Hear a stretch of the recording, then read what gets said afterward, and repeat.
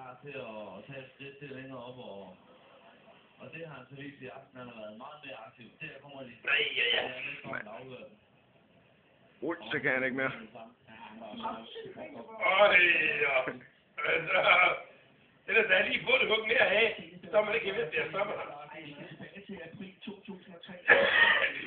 Andy Liebing. Au. På den må sidde den der. Så sidder bare. Så går han over på Loven.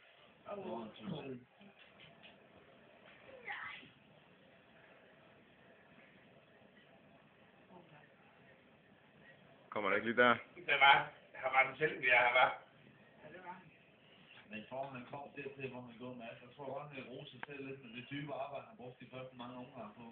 Han ramte ham virkelig hårdt gentagende gange med hans venstre opperbryst. Dybt til kroppen, så det er ingen tvivl om det, der baner mig. Han fylder det meste af ringen. Nu fylder han hele billedet. 35 år i Mads Larsen.